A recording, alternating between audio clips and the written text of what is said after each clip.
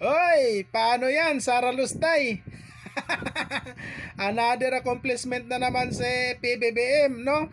Smuggling galing China.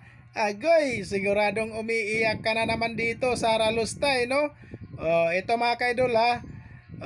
Another accomplishment mga kaidol ni PBBM, smuggling galing China.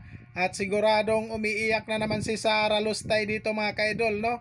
At pangalawa na po ito mga kaidol. Yung una, makarel din ito mga kaidol. Ito, sari-sari po ito mga kaidol. May gulay, may makarel, lahat mga kaidol. May sibuyas, sari-sari po ito mga kaidol, no?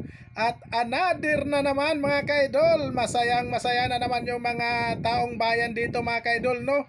At siyempre, nung una mga kaidol yung makarel at pinamigay at pwedeng pa, no? At hindi nakakasira mga kaidol kasi siyempre tested po yun mga kaidol bago ipamigay mga kaidol, no? At ito mga kaidol, another accomplishment ni PBBM mga kaidol. At ito, masayang masaya na naman yung taong bayan natin dito mga kaidol, no? Sa nangangailangan mga kaidol. Ito, panoorin po natin mga kaidol. Good morning mga kapatid, ako po si JC Cosco ng News 5. Tayo po ngayon ay narito sa Port of Manila kung saan nakumpiska po ng Bureau of Customs at ng Department of Agriculture ang 34 billion pesos worth ng misdeclared agriculture products. Galing daw China ang 6 na container van na dumating sa bansa noong May 27 at June 1. Dineclare ito bilang assorted food items gaya ng mantou, egg noodles at kimchi. Pero nang inspeksyonin ay kahong-kahong frozen mackerel, pati pula at puting sibuyas pala ang laman. Tingin ng DA, konektado ito sa ibinagsak na smuggled onions sa ilang palengke sa Metro Manila, gaya sa Paco Market kung saan nagpositibo sa E. coli ang mga sample. Ayon sa DOH, kailangan munang dumaan sa Food and Drug Administration ang mga ini-import na food products para masigurong ligtas itong kainin.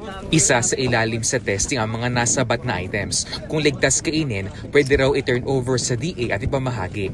Mahaharap naman sa reklamong paglabag sa Customs Modernization and Tariff Act at Anti-Agricultural Economic Sabotage Act ang mga consignee at iba pang sangkot sa pagpasok ng naturang shipments.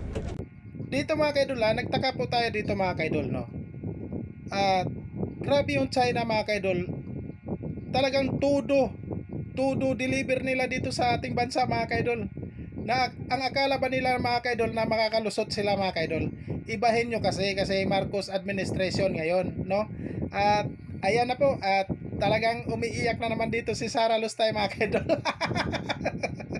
Another accomplishment, PBBM, smuggling galing China mga kaidol, sari-sari mga kaidol. At dito lang po tayo mga kaidol. Maraming salamat at mag-ingat po tayo palagi. God bless mga kaidol.